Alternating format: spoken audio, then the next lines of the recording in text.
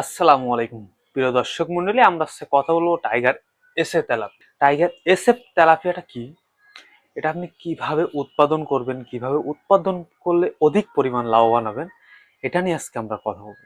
তো চলুন আজকে দেরি না করে মূল কথায় চলে যাই। Tiger SF tilapia, tiger SF tilapia এটি 28 দিন হরমোন ট্রিটমেন্ট এবং প্রতিদিন 6বার করে হরমোন ট্রিটমেন্ট করা হয়। 2 ঘন্টা পর পর আপনার হরমোন ট্রিটমেন্ট করা হয় এবং যদি মনে করেন আবহাওয়ার কোনো সমস্যা থাকে, বৃষ্টি হচ্ছে, এই সময় হলেও আমরা যদি 2 ঘন্টা পর পর এটা মেনটেন না করতে পারি, আমরা পরের দিন হলেও এই প্রতিদিনে যে ছয়বার করে যে হরমোন ট্রিটমেন্ট দেওয়া, এইটা আমরা 28 দিন পর্যন্ত সম্পূর্ণ করে থাকি। এরপরে আপনাকে 99% পর্যন্ত মেল বা পুরুষ মাছ আপনাকে দেওয়া হয়, আমরা বাজারজাত করি। এই পুরুষ মাছটা আপনি কিভাবে চাষ করবেন, কিভাবে চাষ করলে আপনি অধিক পরিমাণ লাভবান হবেন।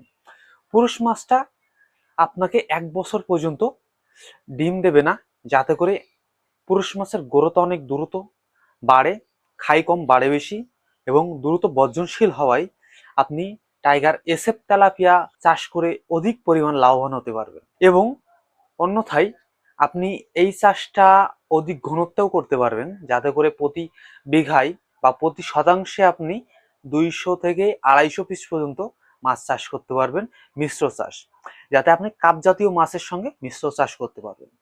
তো কাপ জাতীয় মাছটা আপনি একটা মেনটেন করতে হবে, যে সাইজ বা আপনি কত পিস করে দিচ্ছেন এটা। তো আপনি চাইবেন প্রতি শতাংশে আপনি 30 থেকে 40 কেজি মাছ উৎপাদন করতে, যাতে করে আপনি 10 থেকে 15টা করে প্রতি শতাংশে কাপ জাতীয় মাছ নির্বাচন করবেন। এরপরে চলে যাব আপনি কতদিন পর বাজারজাত করতে পারবেন। আপনি যদি 1 মাস বা 1 মাস 15 দিন পর্যন্ত নার্সিং পয়েন্টে এই মাছটাকে সুন্দরভাবে পরিচর্যা মাফিক খাবার প্রদান করেন, যত্ন নেন, তাহলে আপনি 1 মাস 15 দিনে 30 থেকে 35টা কেজি নিয়ে আসা সম্ভব। এবং এরপরে আপনি চলে যাবেন চাষ পুকুরে। চাষ পুকুরে আপনি এখান থেকে কাউন্ট করবেন 3 মাস।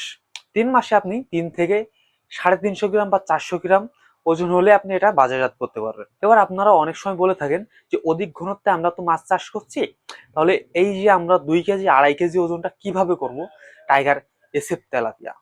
তো এইটার জন্য আপনাকে কি করতে হবে, টাইগার এসএফ তেলাপিয়াটাই আপনি প্রথমে 3 মাস পরে আপনি 50% মাছ বিক্রি করে দেবেন। এরপরে যে আপনার মাছটা থাকছে পুকুরে, এই মাছটা আবার 1 মাস পরে আপনি 50% বিক্রি করবেন।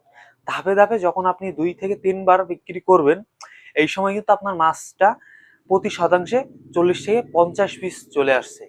এই সময় এই মাছটা আপনি 2 থেকে 2.5 কেজি করা সম্ভব। এবং আপনি যদি চান যে আপনি 1 বছরে 3 বার টাইগার এসএফ তেলাপিয়া চাষ করতে, তাহলে আপনি 3 মাস পর পর এই টোটাল মাছটা বাজারজাত করে দেবেন 100%। এবং আপনাকে অবশ্যই এর ব্যাকআপ দেওয়ার জন্য পিছনে একটি নার্সিং পয়েন্ট থাকতে হবে, যাতে করে এই 3 মাস হওয়ার আগেই আপনার এখানে নার্সিং পয়েন্টের মাছগুলো 1 মাস বয়স হয়ে যাচ্ছে, যাতে করে এই যে 3 মাস আপনি বাজারজাত করে দিলেন মাছটা, আপনার কিন্তু পিছনে 1 মাস বয়সী মাছ থেকে যাচ্ছে। তো এই মাছটা কিন্তু আপনি আবার চাষ পুকুরে দিতে পারছেন। তো এইভাবে আপনি অধিক পরিমাণ লাভবান হতে পারেন। এবং আজকে এই পর্যন্ত। আমরা আগামী ভিডিও নতুন কিছু নিয়ে আসবো ইনশাল্লাহ। আল্লাহ হাফেজ, সালামু আলাইকুম।